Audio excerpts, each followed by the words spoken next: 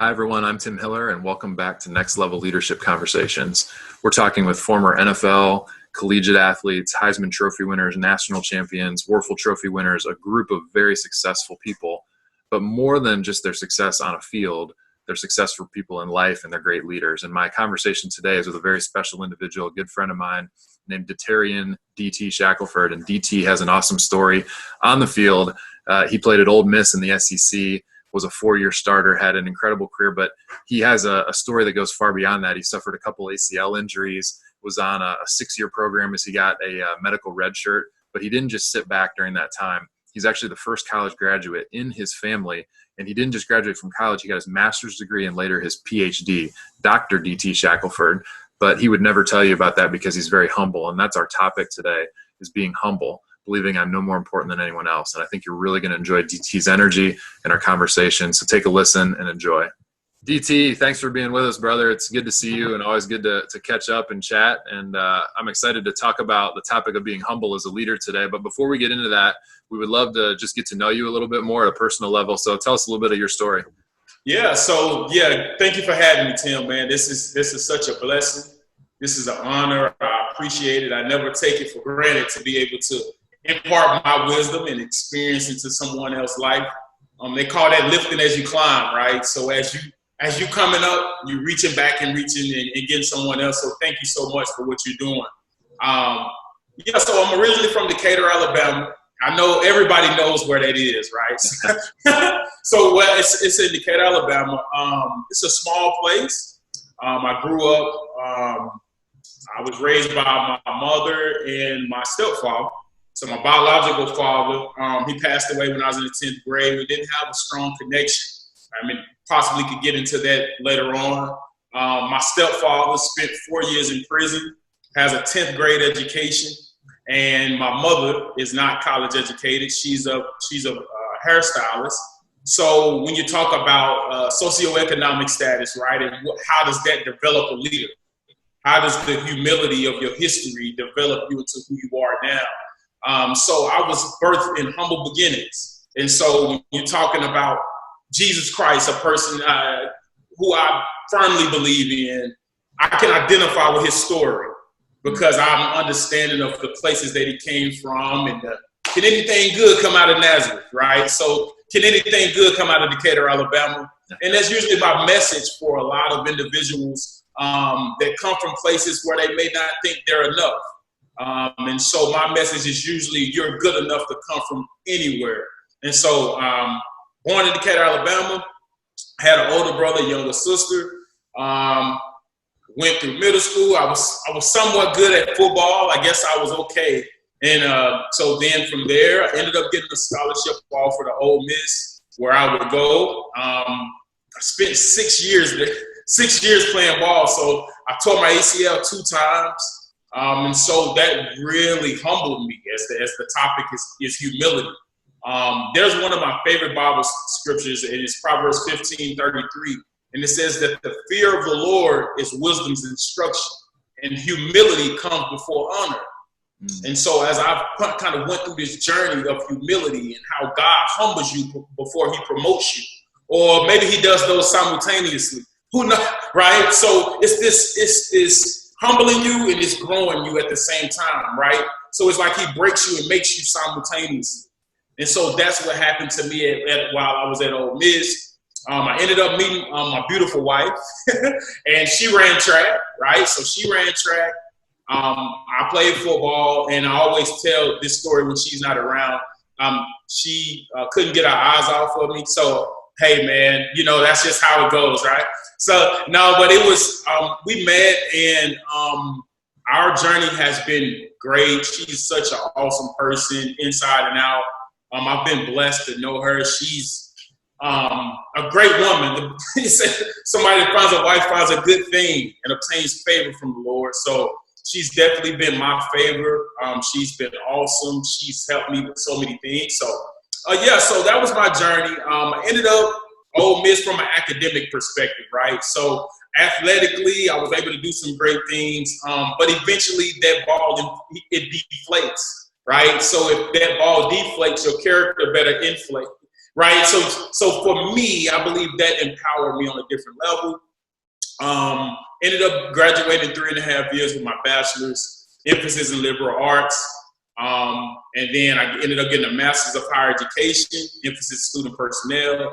And then recently last year, just graduated with my EDD, so my doctorate of higher education, where the emphasis is equity, ethics, and social justice. So here I am learning from Tim and learning from you and learning from so many people that has really poured into me. I'm very, very fortunate to be here inspiring and speaking to others. That's awesome, man. And your story is powerful. And when I think about this topic today of humble and being humility, I think it's a word that gets misinterpreted sometimes in our society as maybe someone who's weak or trampled on. So the way we want to define it is believing that I am no more important than anyone else, believing I am no more important than anyone else. So I do have importance. Every life has importance. Every athlete, every coach, every person has importance, but none more than anyone else. We all have that equality, or that if you think of a team in a locker room, everyone has a role. Everyone has an importance. How does that definition speak to you, and what might you add to it? Well, I think I learned a lot of that playing team sports, right? There is what we call a unit. And the way a unit works is it's like a hand, right? If you can look at my hand, this is a unit. The pinky has a job, right? I mean, you got your ring finger, right? As they say, that vein is directly connected to your heart, right? So you have different things, but this is one unit. And so the thumb can't try to do the job of the pinky, right? Or the pinky can't try to do the job of the pointer finger. They're all one unit. And they all are special in their own unique way, but they come together to make one unit. And it's the pinky having the humility to know, you know what? I can't do what the thumb does, but I can be a great pinky, right? And as comical as that may seem, it tells you that it's one unit. They all come together. And so for me, humility for me is literally serving. And that's not a popular word in today's society, but the greatest among you shall be your servant. As you'll hear me often say, I'm a believer in Christ, and Christ led by washing feet. And so what does it mean for my hero to wash feet? What should I be doing on my everyday walk in life, right? How do I wash feet in everyday life? How do I open the doors for certain individuals? How do I pick up paper? How do I model my life after humility? And humility, I think if it had a twin sister, it'll be serving. Right? I think they are in the same home. Yeah. I don't think you get humility without serving, and I don't think you get a serving without humility. So I think they are congruent. They come together. So yeah, man. So you played in the SEC, the premier conference of college football, and a lot of people listening to this would put that on a pedestal, would aspire to that, and say that is probably the highest level of Division I college football there is, and the best conference there is. And you have a unique background in that, you had these tough circumstances growing up. Then you had these 2 injuries throughout college. But there's a whole lot of challenges thrown your way in the SEC, temptations, media, different things. Talk to us about some of the things that you had to go through, aside from that adversity, which we'll talk about in a second, but some of the pressures or challenges that maybe would threaten to make you cocky, would threaten to make you arrogant. What were the things working against humility that you experienced at Ole Miss? Well, I think it's the popularity that the world gives you. If I termed it, it would probably be called the fallacy of praise, right? Watching who praises you, right? Because if the world puts you on a pedestal, they'll take you down even quicker, right? So in college, it's the pats on the back, right? It's a great job. And I would always notice that I would always get pats on the back for what I did athletically, but academically or from a spiritual perspective, I never got those same pats on the back. There are a lot of people that care more about you extrinsically than they do intrinsically, right? And so I think in the sport, SEC ball, everybody sees it.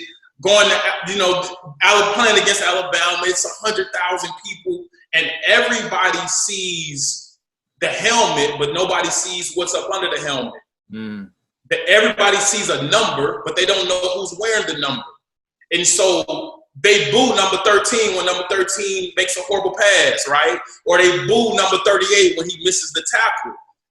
And so if you're so attached to an identity that is not from Christ, or is that it's not from within, people can pull you on a string. And so you'll be up one day, you'll be down one day. And so I've always told myself to never allow for the headlines in life to never control me. And I think that was my lesson, right? Because now you go from a person I was freshman all SEC. My sophomore year, I led the team in sacks, right? So the headlines was Shack Attack, right? And now that dynamic changed once I was walking to the library on crutches trying to get a bachelor's degree. I'm a first-generation college student, right? So how did that change for me? And specifically speaking, as I was in the SEC, I think that I started to understand who I was from the inside out. That's so good. And the people listening to this, the young athletes, the middle school athletes, the high school athletes who aspire to do great things, they can understand that, right? There is this popularity thing that happens in middle school and high school when you are the best baseball player. She is the best volleyball or basketball player. There is this standout nature in these communities and schools that we live in. One of the things that is so amazing about your stories, you talk about the hardship of losing your father, and then your relationship with your stepfather that had its difficulties. Your mom hadn't gone to college. You're a first-generation college student, and you are actually Dr. D.T. Shackelford. You have a PhD. I mean, that is amazing. And yet when I interact with you as a brother and a friend, I don't sense any of that humility, that arrogance coming across. All I do sense is that humility. We don't all have the same maybe background or stories that you have that have shaped your experience, that have formed humility in you through those difficulties as a youth, through your 2 injuries, your 2 ACL tears at Ole Miss. What would you say?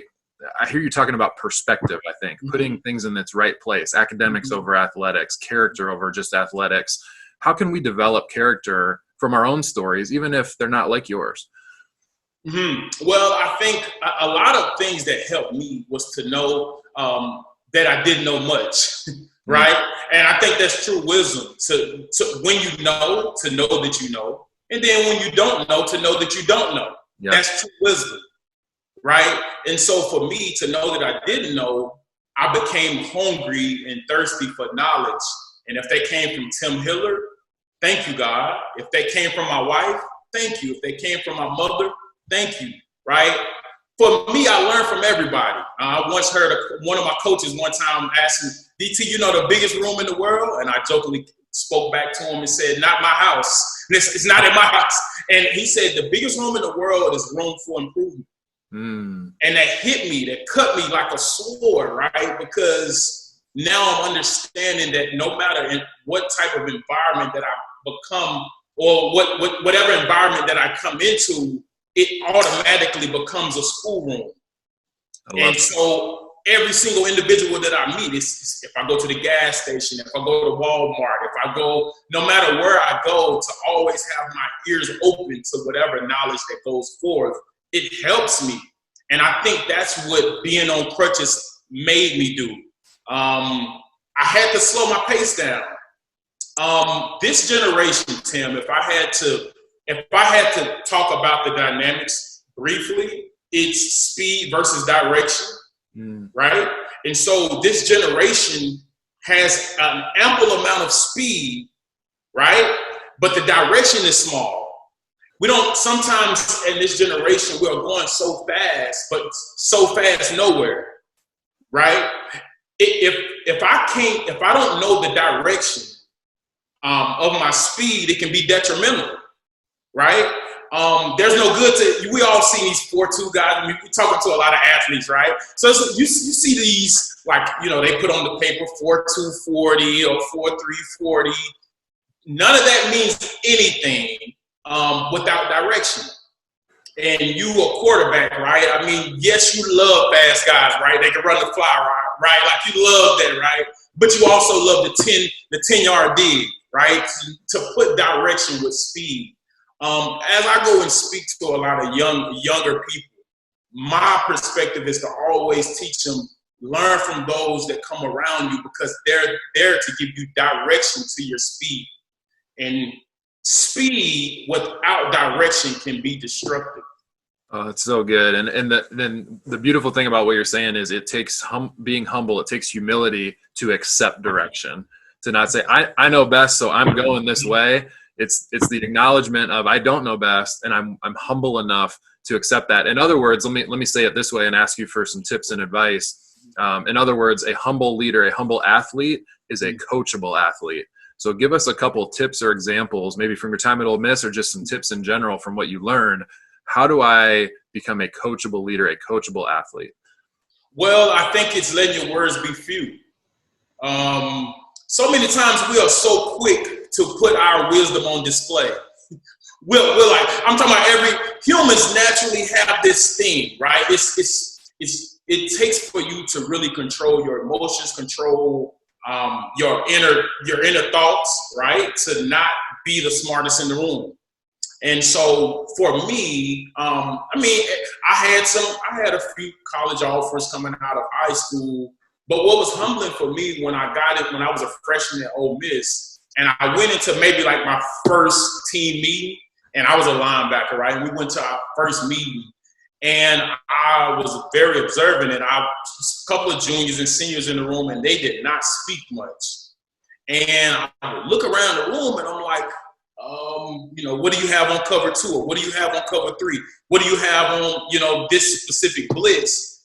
And they will always allow for the coach to coach them, right? They never they were never too quick to speak. And I think that helps me, even in marriage, right? Knowing that I'm not strong at everything, right? That's a strength. Yep. A strength is to know that you're not good at everything. I always say that focus, right? Focus is synonymous with concentration. And concentration is literally selective elimination, right? So it's selectively eliminating the things that you don't want in order to get the things that you do. And so for me, when I'm in an environment, in order to be coachable, I have to be quiet.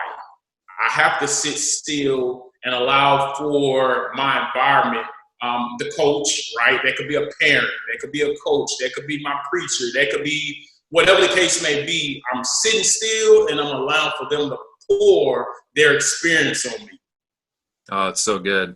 And one of the things that I think can be a great encouragement as a leader, as we talk about our definition of being humble, believing I'm no more important than anyone else, is elevating that anyone else, right? Elevating your teammates. What are some ways that we can be humble and go out of our way as student athlete leaders to raise up other people and encourage other people on a team in a locker room? Tim, I always ask this question. Are you humble enough to pick up the piece of paper? I ask this question because generally, if you're humble enough to pick up the piece of paper that doesn't matter to most people, then you'll start picking up people that don't matter to most people. And so I always ask these two questions. Are you humble enough to pick up the piece of paper? And are you humble enough to pick up the penny? Most people in our society don't pick up either. Right. But a penny is money, right? And there's a specific cash value, or there's a specific character value that you can place on picking up a piece of paper. It's humility.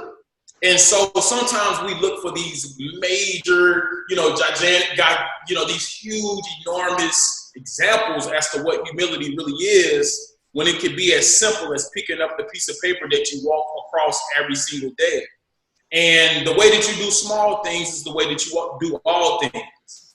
And so if I can pick up a piece of paper, you think I won't pick up a teammate after he's dropped the pass on 4th and 3, right? That becomes easy. That's transferable. Right. I think the thing is, Tim, I can't separate my character off the field from on the field. They're a direct reflection of each other. So there's no way for me to have no character off the field and to have it on. Right. And so that switch has to always be forced into you and programmed into your mind, to always be cognizant that I'm always developing, right? That ship is always sailing.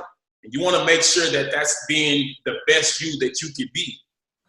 Absolutely. Yeah. Can't separate our character from on and off the field. You cannot, man. You cannot. I mean, it's and then the lessons that you learn on the field, you apply them once you get off, right? So I've learned so many things. I mean, marriage is a unit, right? Like, I mean, that's literally what it is. And so I learned a lot.